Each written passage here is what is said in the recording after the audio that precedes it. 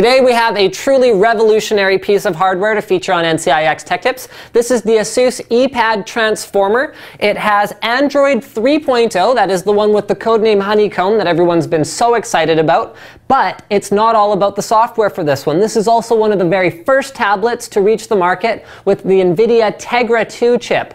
The NVIDIA Tegra 2 chip allows cutting-edge graphics and multimedia acceleration in a form factor that we've truly never seen before. Well, we have seen the form factor before, but not this kind of horsepower. So the obvious comparison would be the 800-pound gorilla in the market, the Apple iPad 2. So the first thing I want to take a look at is the overall construction of the unit. So it uses scratch-resistant glass, which is, I'm led to believe, of similar to equal quality to what is used in the iPad 2. The back has kind of a weird-looking finish on it. I'm going to get the cameraman to come and zoom in here. So it looks kind of like little flowers, and this serves a purpose. One, it makes it extremely scratch-resistant because it's already a textured surface. Two, it makes it completely fingerprint proof in my experience with the device. And number three, it makes it grip a little bit better than, say, for example, anodized aluminum or plastic as a casing for the back. So while it is made of plastic, the texture has a very functional purpose. In terms of overall flex of the device, the build quality is extremely solid. I'm not in any way disappointed by that at all. Okay, it uses a widescreen 1280 by 800. That is pretty much HD. Remember, 1280 by 720 is HD, while not full HD. So that's 720p HD. And the overall weight of the device, if we use our little handy-dandy scale, is, and I hope that's in pounds, 1.8 pounds. So let's compare that very quickly to an iPad 2, and that should give us a good general look at the, hold on, let's, oh. It was at 0.2 before, so I guess we better. So the iPad 2 is a fair bit lighter than the transformer, but there are definitely some advantages to this form factor that we'll get into some more. So let's do a quick thickness comparison as well as an overall size comparison here. I know this isn't going to be perfectly elegant, but we're going to do our best with it. So I'm going to take the iPad 2 and I'm going to put it underneath the Asus transformer. iPad transformer, there you go.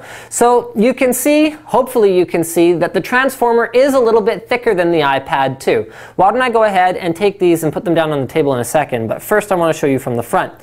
The iPad 2 is also a little bit wider than the transformer, but because of its widescreen video format, which is much better for watching widescreen video content, the transformer is a significant amount longer. So now I'm going to lay these down so you can have a close look at the thickness. It is a fairly significant difference in thickness, although, as you can see, the weight difference between the two devices is not nearly as big as that thickness difference might indicate. So I'm going to go ahead, I'm going to put an iPhone 4 in here, just so that you guys have that extra level of context for exactly how large this device is. And I'm also going to do a quick size comparison against the iPhone 4, so you can once again have a good look at the size. Now, screen. It's using an IPS panel. I already mentioned 1280 by 800 resolution. And I want you guys to have a quick look at the, you know what, let's open up the market or something like that so we don't just have a black background that you can't see. I want to show you guys the overall viewing angle performance. So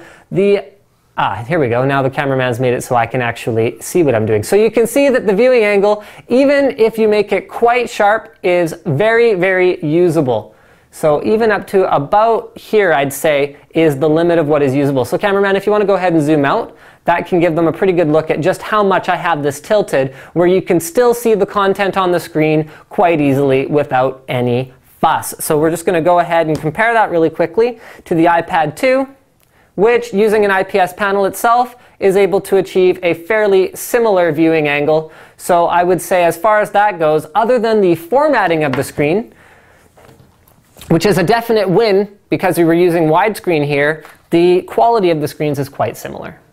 Now I want to show you guys some video playback. This is both of these devices recorded at the highest quality presets. I'm just going to go ahead and play back pretty much the same video clip. I basically just stand in front of the Tech Tips wall and I talk a little bit. This should give you some idea what you're going to be dealing with in terms of video recording as well as video playback on these two devices. I also want to take this opportunity to, I'm just going to close this down now, to show you guys how the camera app works on the Android 3.0 platform. So you open up your camera, you've got a few presets, but it's overall fairly straightforward. So here we go. We're just going to go into camera mode. Oh, we got to go back because we're in the library. There we go. So you can switch your camera mode and video mode down here.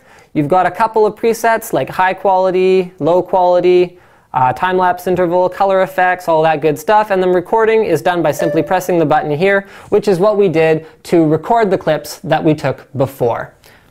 Now let's take a look at a few unique features of the transformer. So first and foremost is what gives it its name. It is a transformer. That is to say it can transform from a tablet to, bam, it's a netbook. So now all of a sudden you've got a 10.1-inch LED backlit IPS screen netbook. You have a multi-touch touchpad, which you can use to navigate whatever it is that you want to do. Let's say, for example, and that doesn't mean that your touchscreen interface goes away. So now I can go into my File Explorer. I can go ahead and I can click on Download, which is where I saved my outline for this particular episode of Tech Tips. I can now use the mouse. I can open that up, and boom, all of a sudden I have a multitude of different ways to interact with my PC. I can also use the full Android-friendly keyboard here to type, which is something that unless you get a third-party piece of hardware for something like the iPad, you can't really do comfortably. It is also a very well-optimized keyboard. So we've got a proper enter key, that is a full-width enter key, proper full-width backspace key. I'm going to tilt this up so the camera can see it a little bit better. Our shift key is shortened, but it's shortened in the right direction for a change, so it's actually close to the home row. On the other side, you can see we also still have a full-length shift key, and they've replaced some of the buttons you would normally find on a keyboard with some Android-friendly ones. There's no escape. Instead, there's a back button, which is great because Android has a back button, unlike some competing platforms on the market, which I think is awesome. We've also got, instead of function and then F1, F2, F3, F4, F5, these are all native keys for those things that we would normally do. Launching browsers, settings, opening up your camera app, whatever the case may be, you've got a whole lot of dedicated hotkeys up here, volume up, volume down, locking the device, all of that good stuff is natively built into it. Now, the keyboard mouse pad unit does increase the overall profile of the device. It increases the weight a disproportional amount, but there's a very good reason for that. By simply taking your transformer tablet, okay, and plugging it into the docking station, you not only get a full keyboard, touchpad, and I believe you get a USB port. What else do you get? You get another SD card slot as well as another USB port. So you get all of those advantages, but you also get additional battery life. So you go from a 9.5-hour battery to interfacing with an additional battery pack that boosts the transformer up to 16 hours of battery life. So if you're using your tablet and you've got your keyboard pack in your backpack, for example, you run out of battery, boom, you click it in, now you've got battery life for another few more hours while you're out on the go. Now, I've made a whole lot of fuss about the input options that you get by adding the transformer keyboard, mouse, battery pack, whatever this thing is called, to the tablet itself. I mean, you even got like a touchpad keyboard, so you can move your mouse around, zoom in here, zoom in there. I mean, these are things you can do on the screen itself as well. So I'm going to go ahead and disconnect it. Just move the clip. It actually disconnects that easily, that quickly, and now all of a sudden, it's a dedicated tablet again. So here's a cool feature. You just drag your finger over from the edge. Now all of a sudden, I have access to a bunch of frequently used functionality. Forward, back in my browser. I can add a new tab to my browser, and this on-screen keyboard is awesome. Competing solutions on the market don't have a dedicated row for numbers, which some of us actually use fairly frequently. So let's just go ahead and we'll type a URL. Let's go to YouTube, especially when entering passwords. I don't know about you guys, but my passwords usually have numbers in them, so it often takes an awful long time to enter them on a competing platform, not naming any names. So let's go ahead and well, that was just to show the keyboard itself. I'm just going to show you guys some of the other aspects of the keyboard. So here's your shift. Okay, shift, shift. You've got all of your special characters are in here. So once again, you've got 4 rows of special characters, so you can display a lot more per screen. We've even got dedicated smiley face keys. So I could search for smiley face K R or something. DK Raps, interesting, on YouTube, and I could actually type that in quite quickly. So I want to show you guys the multitasking really quickly as well.